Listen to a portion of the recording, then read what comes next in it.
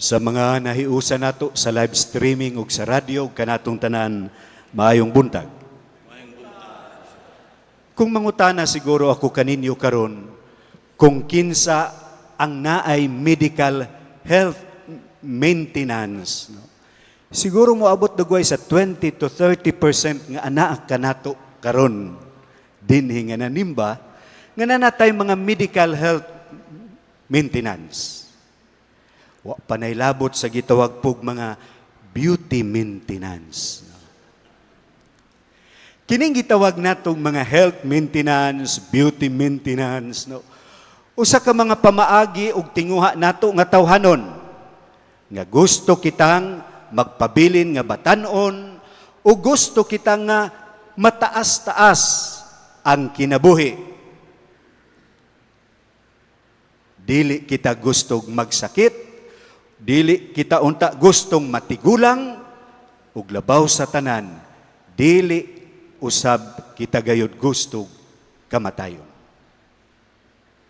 Sa atong mga pagbasa karon, gitagaan kita ni anang pagsabot ug pagdawat uban sa pagtuo. Ni anang pan sa kinabuhi nga mao si Jesucristo.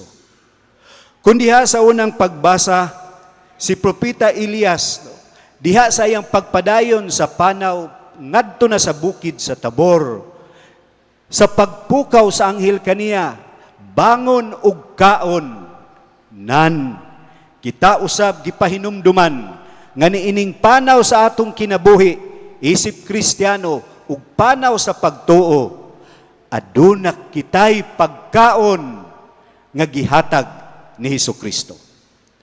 Ana ang pagkaon diha sa iyang pulong. Mo nga diha sa mga pagbasa nga atong nadungog, ang pulong sa Dios. Apan labaw ni anang pulong, gihatagan kita sa Dios sa iyang lawas. Ako ang pan nga gikan sa langit, nga nagahatag og kinabuhi.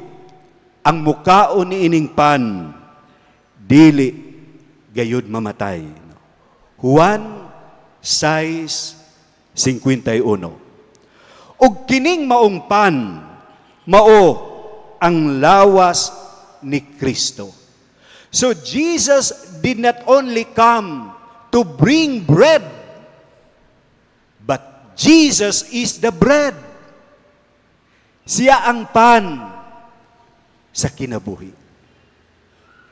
Mao kani kabililhon kanato nining santos nga misa, nga sa matag Domingo sa atong tinguha nga makasimba ug makakalawat kay kita nagatuo nga kanang atong gikalawat dili lang ordinaryo nga pan, apan diha sa atong pagtuo kini lawas ug dugo ni Kristo. Jesus did not come to give us bread. He came to be our bread. Ug mao kani ang atong mas masabtan nganong si Jesus gipakatawo ni anang pasungan, ni anang kan-anan, kay siya mao ang pagkaon alang sa katawhan. Ang pagkaon dili lang alang sa pisikal nato nga kaayuhan, pero ang pagkaon nga mudala kanato latas ni anang kinabuhi. Mga kung si Scott Hahn, no?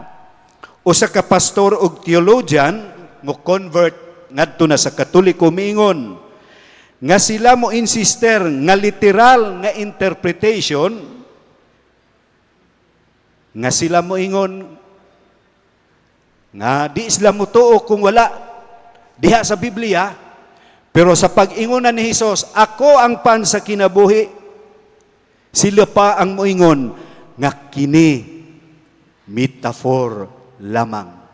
Pero alang kanato dili, kay kita nagatuo niya ng real presence the body, soul, and divinity of Jesus ni anang Eucharistia.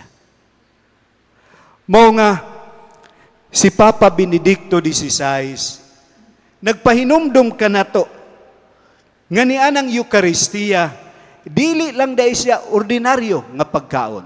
It is not just an ordinary meal. It is a sacrificial meal. Usa ka pagkaon nga diin gihalad ni Hesus ang iyang kaugalingon kay diha lamang iyang gibugti ang iyang kinabuhi. Ug diha aron kita makaangkon niya ng kalipay sa kinabuhing dayon. Aron kita makakita ug malipay sa kabililhon, sa gasa sa pagkabanhaw. Tungod ni anang maungpan sa kinabuhi.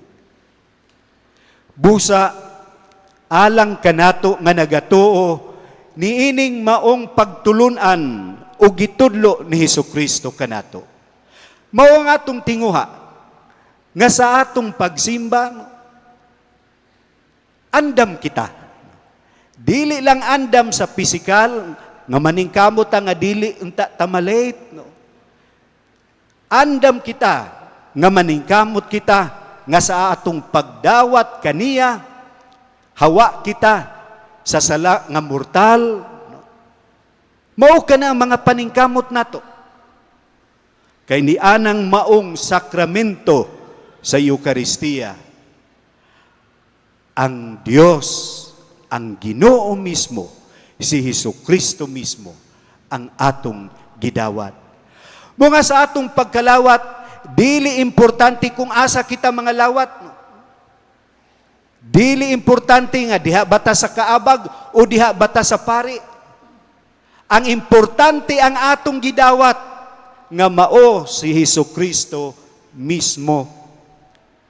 Ug mao kani nga rason nganong doon na kita'y mga nindot nga mga cathedrals, mga basilikas, mga shrines, nga diin nahimong balay alampuanan alang sa pagsaulog sa santos nga misa.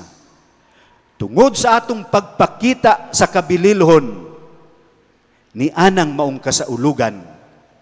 Apan bisan pa man ni ana, makapilya man na o mabalong-balong lang man kana o diha sa mga street masses nga atong gisaulog kay walay mga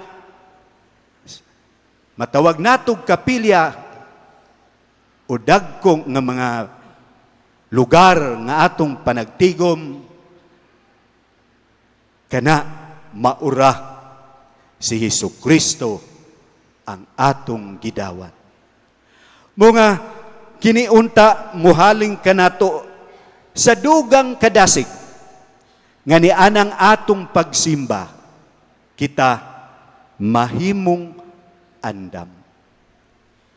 Miaging simana atong gihimo nga diha sa atong pagsaulog sa ika-30th nga anibersaryo sa atong BEC ug gagmayng katilingban nga simbahan ug ato pod nga third Dipolog Pastoral Conference on the New Evangelization ato katong gihimo isip Eucharistic Congress. Kini sa paglantaw kanato o pagpasabot nga ang tanan nga atong gigikanan ug atong padulngan anaa diha sa Eucharistia.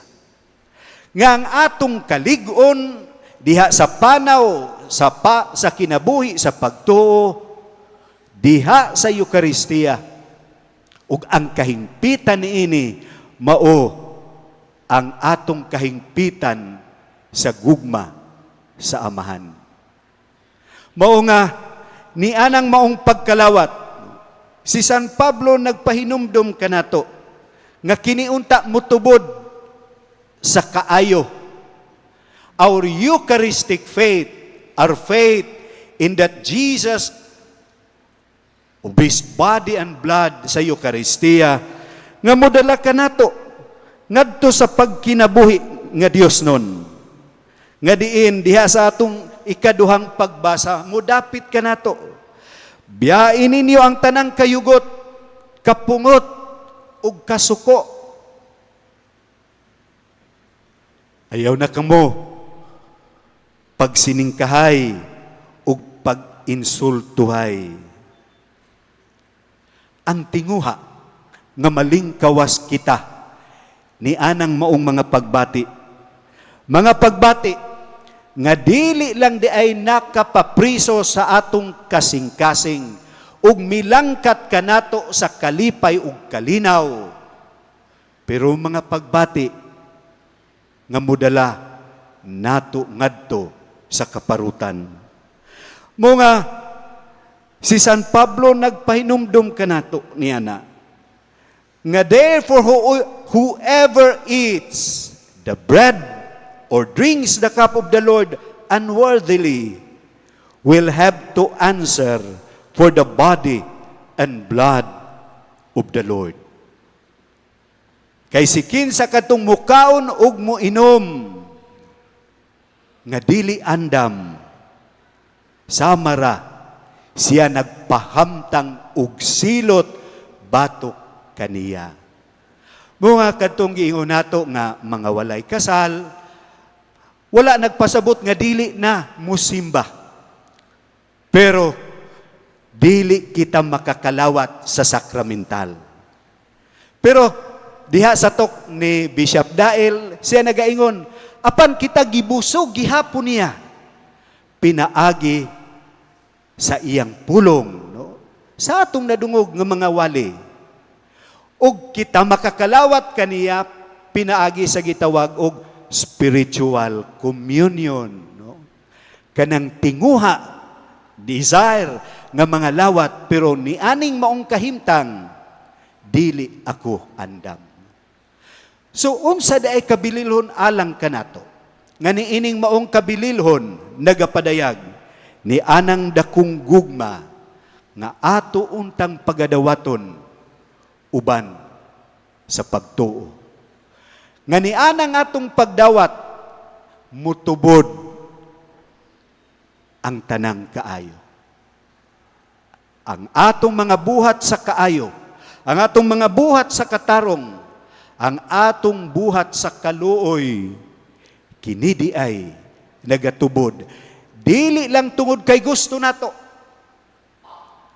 Ang ato untang pagkamapasayloon, dili lang tungod kay nangayo kag pasaylo. Pero tungod kay kita mikalawat, midawat, ng lawas ug dugo ni Kristo. So that everything good flows from that greatest, highest good nga mao si Hesukristo. Busa sa pagpadayon nato, sa pagpamalandong, sa atong mga pagbasa karon. Diha sa atong tinguha, nga moingon ta, nagtumar kita sa atong mga maintenance, no? Ato pong dawaton ang tinuod nga maintenance. Ang maintenance dili lang sa lawas, apan ang maintenance sa kinabuhi nga mulatas pa ni ining kinabuhiya nga mao ang pan sa kinabuhi, si Hesukristo diha sa Eucharistia.